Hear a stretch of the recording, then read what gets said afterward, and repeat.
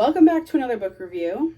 My name's Gabby. This is my page where we do all things book related, book reviews, book hot takes, book reactions. And today, from a therapist perspective, because I have my LMHC in the state of Massachusetts, we're going to talk about the let them theory because I have some big opinions. The let them theory is by Mel Robbins and it's under the self-help nonfiction genre. And I'm going to start off right now so you know where this is going. I gave this book a 2-star. 2-star review. I will not give it anything else. First and foremost, the entire book could have been an email. I don't know if I'm the first person that said that. I doubt that that was an original thought.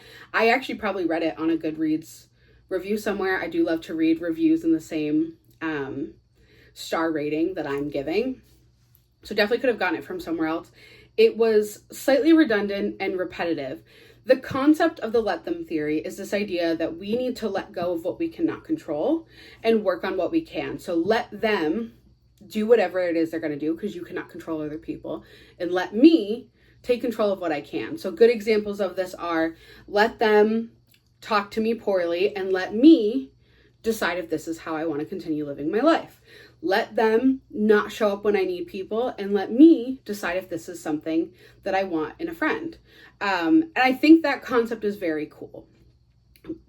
Issue number one with that concept is Mel Robbins did not coin this concept. Never does she kind of state that she does coin this concept. She does say that somebody told her about it and she did her research. We're not really provided a ton of that research, so I don't know how much research is actually there on this topic.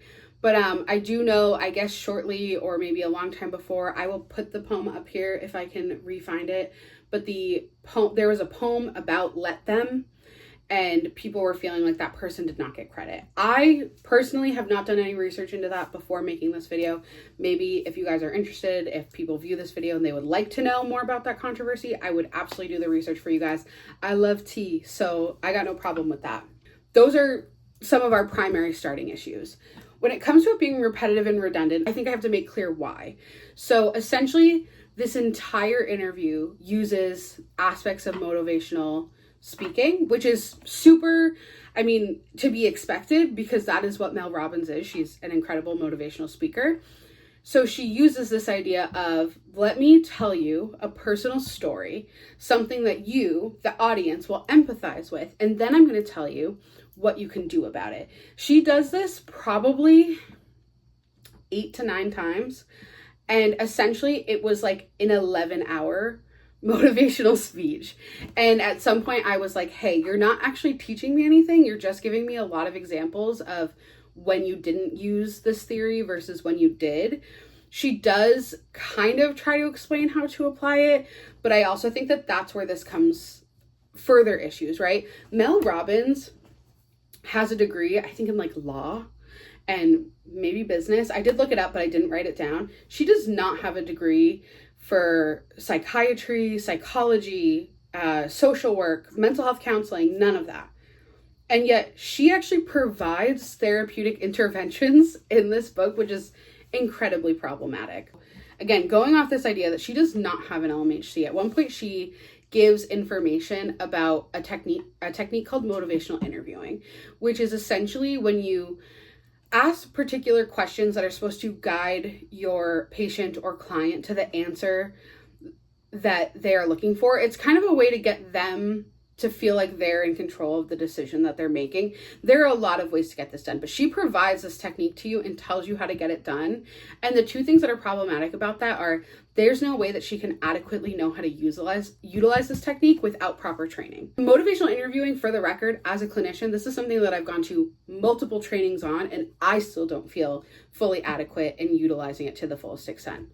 Number two is she's telling you as a person, as an audience member, as somebody who this may be the only education you have is listening to this book, how to use it on your friends, on your family, on your partner. And as a code of ethics, I'm not allowed to therapy my friends, my partner, my family. Does it mean that I cannot give them advice, that I can't listen, I can't validate? No, of course I can do those things.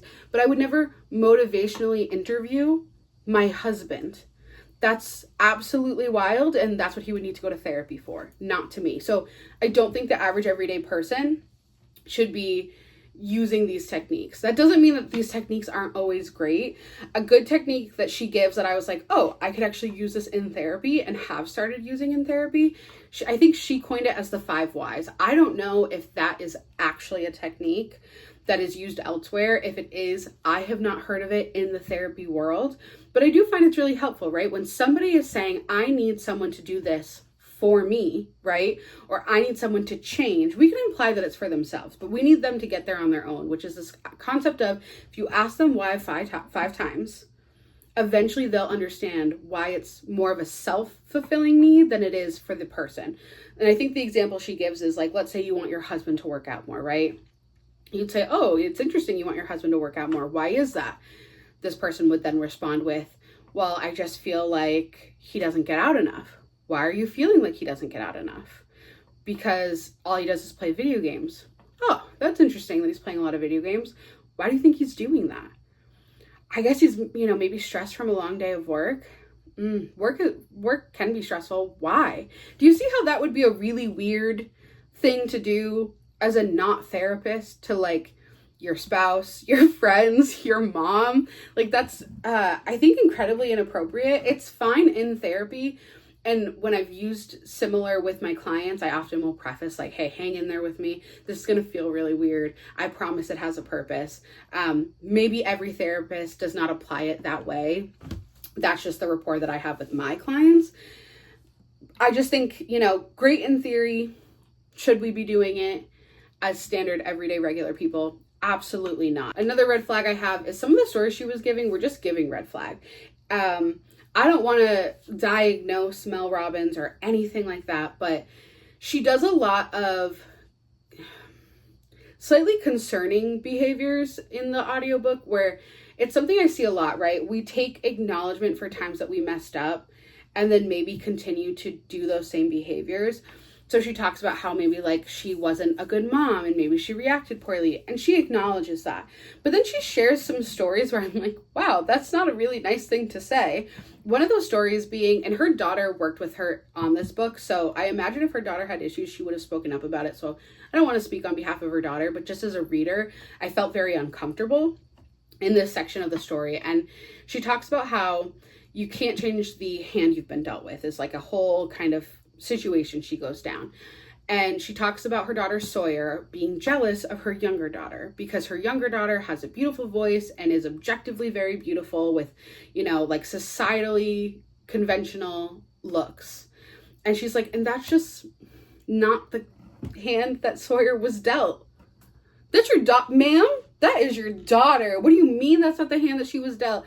And then she goes on to say, like, Sawyer has her own things, like she's beautiful in her own way, which feels so backhanded, right? Like, as somebody who grew up not conventionally attractive, I'm plus size, grew up in a white community, I'm Latina, you're an acquired taste. That was like something I would often hear. That's not a compliment. That's a backhanded compliment. That's like saying, you're really pretty for a fat girl, right? You don't say that to people. So she was like, Sawyer is a really great athlete and like beautiful in her own way. That's really red flaggy for me, for somebody who just kind of acknowledged all the times that she wasn't like a great mom, right? It's telling me I'm having self-awareness when it benefits me. But I won't get into that. I'm not going to diagnose that too much. It was a red flag. Another thing I felt like was there was a whole section where I felt like there was kind of this push to use this theory to be an influencer or to find love. Like, she addresses it for all areas of life, but mostly she's using it to address like how to make your marriage work and how to be like, a lot of the time she was like, I am like the thing that held myself back and I didn't want to post on my TikTok or my Instagram, and I'm sure you feel the same way. And I just feel like that's a very niche thing to feel. And I guess maybe less so with the way that society is kind of pushed for influencers. So I guess she is speaking to a very particular demographic because, I don't know, it just felt really weird to me. So another red flag, I won't get into it. The biggest red flag to me was there's this whole section around not enabling. And I think it was helpful in some aspects, right, where she kind of labels what enabling behaviors can look like. And I think that that's helpful to a lot of people, right? The concept is like, let them mess up on their own and let you be there to help them or to support them, right? And so the example she's giving is like, don't buy your kid a car if you know that they're just going to crash it again, because you need them to buy their car so they take it seriously. And then when they crash it, it's the consequences of their own actions. And you can tell them, I believe in you and you can save up money for your next car. I think that that's fine. We shouldn't be enabling people. What I don't agree with is she goes on to say that people older than the age of 25, right, they're not your responsibility to offer support to. People under the age of 25 when they're your children are. And I will give that, I think that that's incredibly kind of new age thinking. We know that the brain doesn't fully develop until 25, and so many parents are still like, I'm cutting you off at 18. And you don't fully develop until 25, and we should allow, like, lifespans have grown. We should allow people to be children past the age of 18. But what she does say is that if you have a kid that's constantly messing up, not getting it right, and you feel like you don't want to be enabling them by kind of financially supporting them, that you should cut them off. And I don't have any issue with that. She then says, if you don't want to cut them off, there should be stipulations. Again, I don't have an issue with that.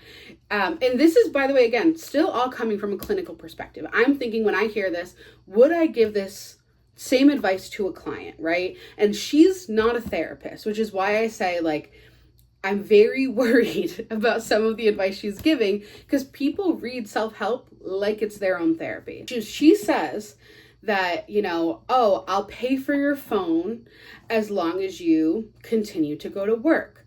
I'll pay for your school as long as you show up to classes. That's all fine and good. But then she says, and this is the biggest red flag, I will pay for your therapy as long as I can talk to your therapist. Absolutely not.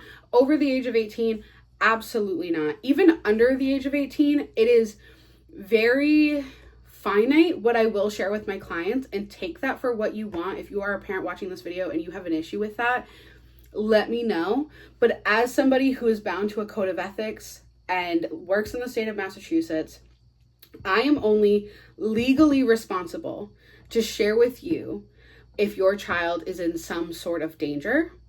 If I have to file a 51A, I, with permission from my clients under the age of 18, will share more. So I often will not share what we're talking about, but maybe I'll share what we're working on, right? Hey, we worked on these skills today. I'd love for you to go home and use them. We are working on confidence. Like, I'm not sharing you see how I'm not sharing the context when I'm sharing the intervention, because these kids are with me for an hour a day. They're with you 24/7. So I'll give some leeway. Under the age of 18, maybe you're doing family therapy, maybe you have IHT, maybe you're doing some sort of intensive program. That's fine. Over the age of 18, absolutely, for no reason, that is coercive behavior.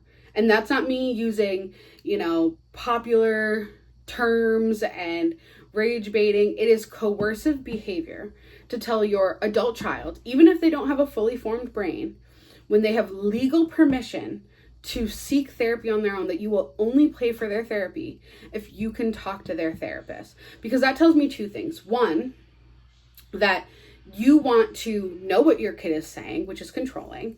Or two, you want to be able to have a space to come in and complain about the things your child is doing. And that is absolutely unacceptable. You need to get your own therapist for that. There is no need for you to be showing up every week to my therapy session. If you're showing up to your kid's therapy session to complain about the behaviors that they have as an adult, I want you to sit back and think, maybe that is the exact reason they come to therapy. They're coming here to heal from the things that happen to them as children. And if and when they are ready to share that information with you, they will come to you. So the fact that this is advice that she put into a book that now parents and adults are going to read and utilize without knowing the extent of what that means and the repercussions of that, it makes therapists look bad when we have to say, I'm sorry, I can't do that for you.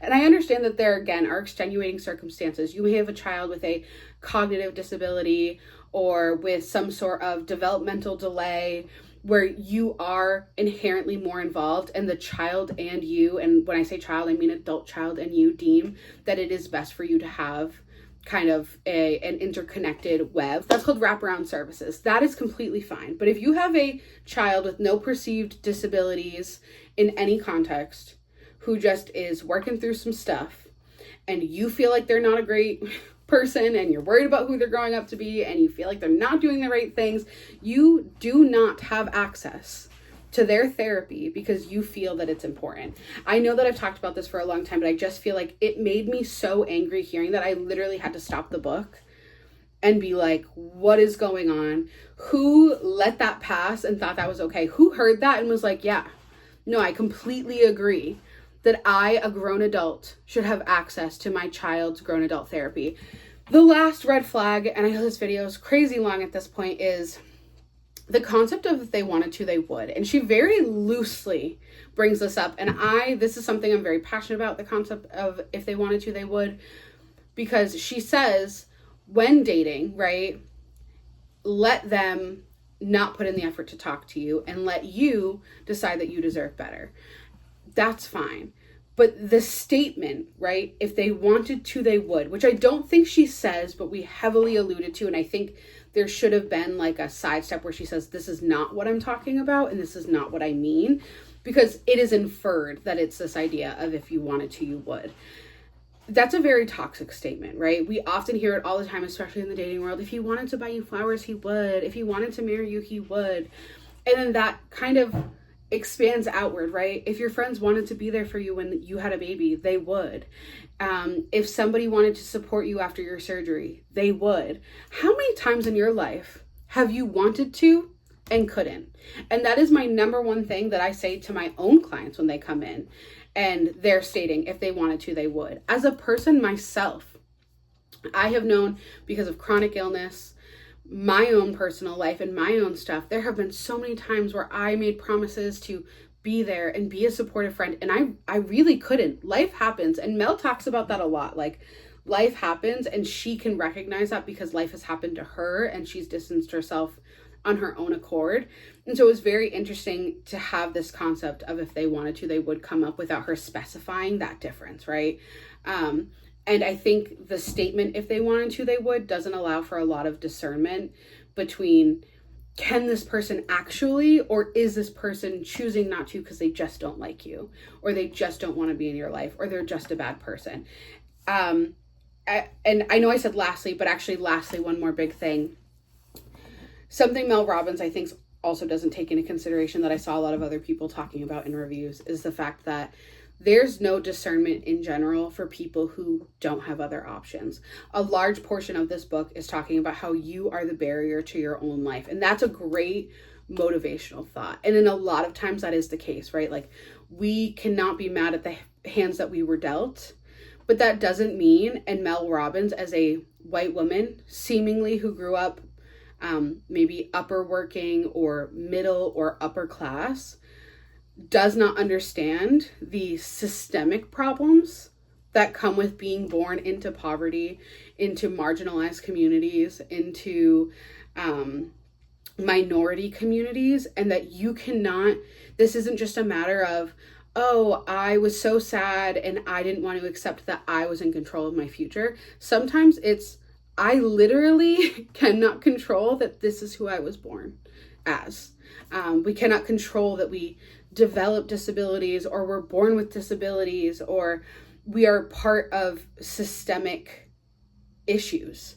And I think it lacks a lot of discernment for that. She does not address that. And I think that that can be a very harmful thing to preach, because then you have people who are houseless, people who are of color, people who are minority, queer, hearing, oh, I'm the barrier to my own life, when in reality, society really is that barrier. And it is okay to validate that, and you're not crazy for feeling that way. And it does change how you approach things. It doesn't mean that you have to be sad forever or that you are chronically a victim, but it also doesn't take away from the fact that that is hard. And that is not something that you can just wake up tomorrow and say, you know what? I'm my own barrier and I'm going to do something about that. And when we say that to people, it also perpetuates this idea especially for people who have never actually faced those true struggles and adversity, to feel like because they can, so can you. And that's just not how systemic issues work. So that is my very long-winded opinion on Mel Robbins' Let Them theory. 2 stars, did not like. If you feel differently, let me know below. My sister-in-law recommended me this book and she loved it. And while I think there were a lot of really great concepts, as a clinician, there's just so many red flags here, and I cannot adequately recommend this from a clinical standpoint. I think if you want to learn how to appropriately apply the Let Them theory, go to therapy, talk to your therapist about that, work on reframing, work on wording and confidence and identifying negative behaviors, and you can adequately apply this concept of the Let Them theory. But I don't think reading this book alone, they're going to have enough proper information to do it in a way that does not potentially cause problems later on. So let me know all your thoughts. I love being able to yap. If you like listening to me yap and you've made it the whole 22 minutes of this video, please like and subscribe down below, and I will see you in my next video.